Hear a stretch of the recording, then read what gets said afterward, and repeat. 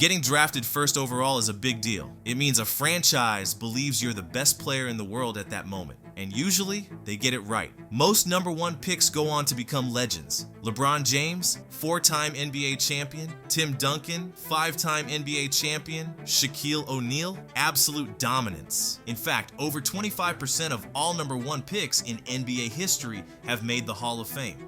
But for some, the story doesn't end in greatness. Instead of becoming franchise legends, these guys became NBA punchlines. And at number 10, we have a player who quite literally forgot how to shoot after getting drafted. When the Philadelphia 76ers traded up to draft Markelle Fultz number 1 overall, they thought they were getting a future superstar, a 6-foot 4-inch guard with elite ball handling, a smooth jumper, and the ability to score from anywhere. He looked like the perfect piece to pair with Joel Embiid and Ben Simmons. But then, something bizarre happened. Fultz's shot, the same one that made him a top prospect, completely fell apart. His free throws looked mechanically broken. He started hesitating on wide-open jumpers, and his entire shooting motion changed overnight. At first, people assumed it was just a rookie slump, until reports surfaced that he literally forgot how to shoot. Some blamed a mysterious shoulder injury, others said it was a mental block. But either way, Fultz went from being a scoring machine in college to a player who refused to take jump shots. Philadelphia tried to be patient, but it quickly became clear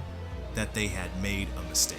After just 33 games over 2 seasons, the Sixers gave up on him, trading him to Orlando for almost nothing. To his credit, Fultz has rebuilt his career with the Magic. He's developed into a solid NBA player, averaging around 12 points and 5 assists per game. But when you're picked before guys like Jason Tatum, De'Aaron Fox, and Donovan Mitchell, you're not supposed to be just a solid player. You're supposed to be a franchise superstar. And if you think Fultz's downfall was shocking, wait until you hear about number 9. A player who got knocked out in his very first NBA game. Speaking of getting hit, don't get left out. Test your strength by punching that subscribe button. Just don't break your hand like Kareem did when he met our next first overall pick. Kent Benson's dream of being the number 1 draft pick turned into a nightmare. Immediately. How bad was it? Just 3 minutes into his very first NBA game, he got punched in the face so hard that he needed stitches. Here's what happened. Benson, a 6'11 center from Indiana, was the Milwaukee Bucks' choice for the top pick in 1977. He had dominated in college, leading the Hoosiers to an undefeated championship season, and Milwaukee hoped he would be their next great big man. But in his NBA debut, Benson made the mistake of elbowing Kareem Abdul-Jabbar in the stomach. Now, if you know anything about Kareem, you know he was usually calm and collected, but not that night. Kareem snapped, immediately turned around, and clocked Benson in the face with a right hook, breaking his hand in the process. That punch ended up being the most memorable moment of Benson's career. Beyond that, he was just average at best. Over 11 seasons, he bounced around the league, putting up 9 points and 5 rebounds per game. Not terrible, but nowhere near the dominance expected from a number 1 pick. And what makes it even worse? The Milwaukee Bucks could have had Bernard King, a future Hall of Famer and one of the best scorers of his era. Instead, they wasted their pick on a guy who's best remembered for getting knocked out in his first game. But at least Benson had some stability in his career, which is more than we can say about the number 8 player, who bounced around 12 different teams and never lived up to the hype. Unlike most players on this list,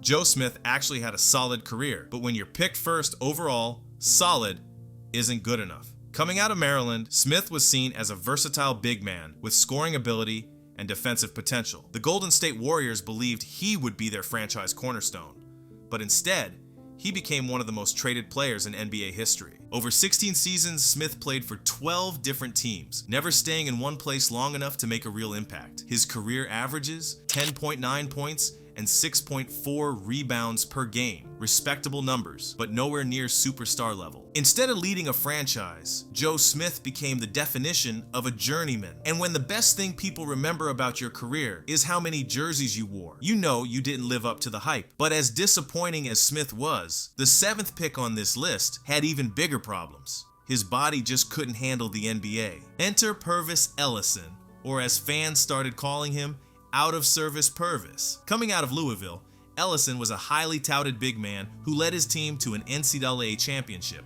and was even named Most Outstanding Player of the tournament. The Sacramento Kings saw him as their future centerpiece, but his NBA career barely got off the ground. Injuries ruined him from the start. He played only 34 games as a rookie before the Kings gave up and traded him after just 1 season. The Washington Bullets took a chance on him, and to his credit, he had 1 breakout year in the 1991 to 92 season, averaging 20 points and 11 rebounds. But just when it looked like he was turning things around, his body betrayed him again.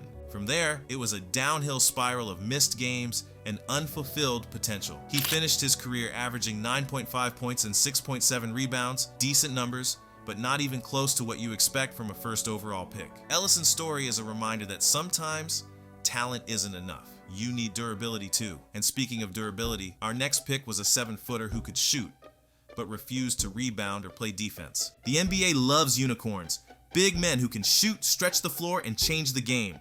So when the Toronto Raptors made Andrea Bargnani the first ever European player drafted #1 overall, they thought they were getting the next Dirk Nowitzki. Instead, they got a 7-footer who avoided rebounding like it was a full-time job. Coming into the league, Bargnani had one major strength: scoring. He could shoot from 3, had a smooth offensive game, and occasionally showed flashes of brilliance. But there was just one problem.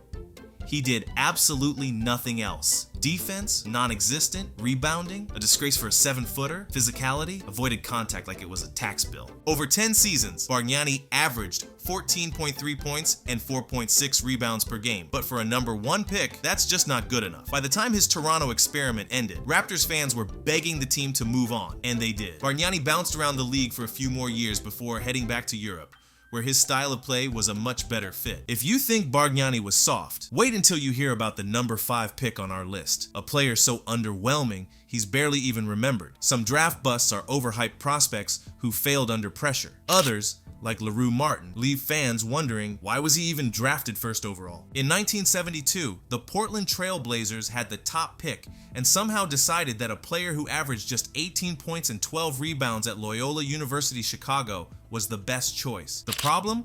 Martin was never considered an elite prospect. He wasn't even projected to go in the top 5, but Portland took him anyway, passing on future legends in the process. His NBA career, a complete disaster. He lasted just 4 seasons in the league. He averaged a whopping 5.3 points and 4.6 rebounds per game. By 1976, he was out of the NBA entirely. Meanwhile, the very next pick in that draft was Bob McAdoo, who went on to win an MVP award and 2 NBA championships. Oh, and a few spots later, Julius Erving, one of the greatest players of all time. Simply put, the Blazers blew it. LaRue Martin never looked like an NBA star, and he never became one. Instead, he's remembered as one of the biggest draft busts ever.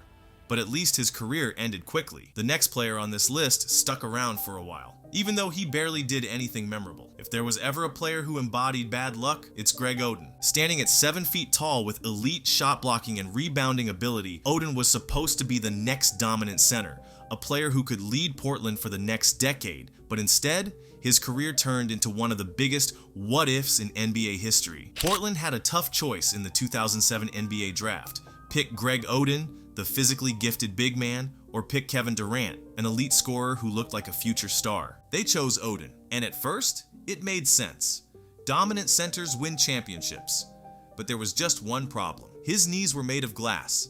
Before even playing his first NBA game, Oden had to undergo knee surgery, causing him to miss his entire rookie season. When he finally stepped on the court, he showed flashes of greatness, but those moments were short-lived. His knees kept failing him, leading to more surgeries and more time on the sidelines. In total, Oden played just 105 games in his career, averaging 8 points, 6 rebounds, and 1 block per game. Meanwhile, the player Portland passed on, Kevin Durant, became a 4-time scoring champion, an MVP, and a 2-time NBA champion. Portland fans have seen this nightmare before, because they made a similar mistake back in 1984, picking Sam Bowie over Michael Jordan. Oden's career is a sad case of potential ruined by injuries, but at least people expected him to be great. The next player on this list was questionable from the start. Some first overall picks enter the league with insane hype. Michael Olowokandi was not one of them. The Los Angeles Clippers had the top pick in the 1998 NBA draft and decided to roll the dice on a 7-foot center from the University of the Pacific, a player who had only started playing basketball a few years earlier. The result?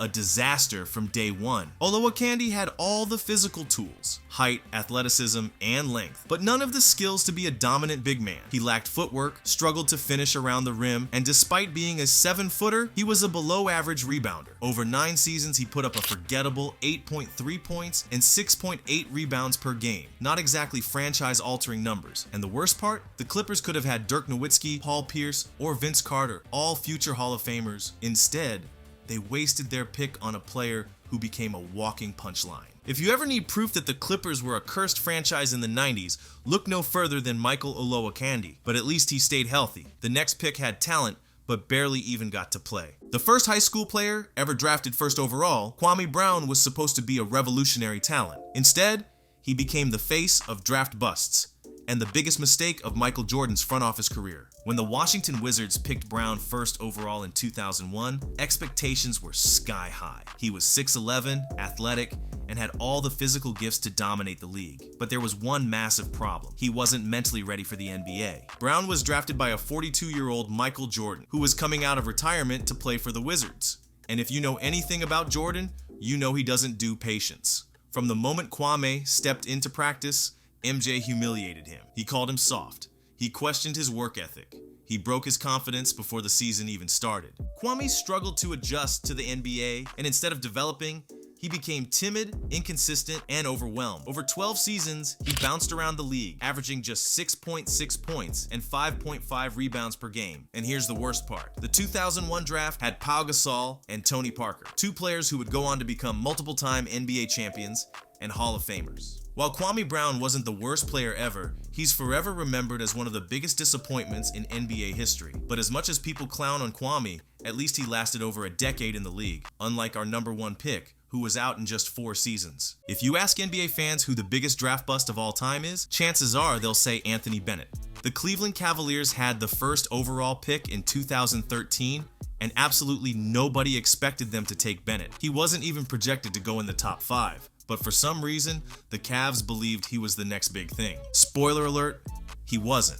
From day one, Bennett looked completely lost. In his first NBA game, he went 0 for 5 from the field. It took him 4 games to score his first basket. By the end of his rookie season, he averaged just 4.2 points per game. The worst numbers ever for a first overall pick. It didn't get any better. Bennett struggled with conditioning, confidence, and injuries. The Cavaliers gave up on him after just 1 season, trading him away in a deal for Kevin Love. But even after leaving Cleveland, Bennett never found his footing. He played for 4 different teams in 4 years before being completely out of the league by 2017. And the worst part? The 2013 draft class had Giannis, 15th pick, a 2-time MVP, NBA champion, and one of the greatest players of this generation. The Cavaliers could have drafted a future Hall of Famer, but instead, they picked a player who became the face of draft busts forever. And for our subscribers, we've got a bonus player. So if you haven't already, go ahead and slam that subscribe button like Shaq in his prime. And keep watching, because this next one might be the most frustrating of them all. Ben Simmons isn't a draft bust, but he might be the biggest disappointment in recent NBA history. Coming into the league, Simmons was labeled as the next LeBron James. A 6'10 playmaker with elite defense, insane athleticism, and court vision that made him look like a generational talent. He even backed it up early, winning Rookie of the Year and making multiple All-Star teams. But then, the truth started to come out. Simmons had one fatal flaw. He refused to shoot. Like, literally refused. For years, analysts and coaches begged him to develop a jump shot. He never did.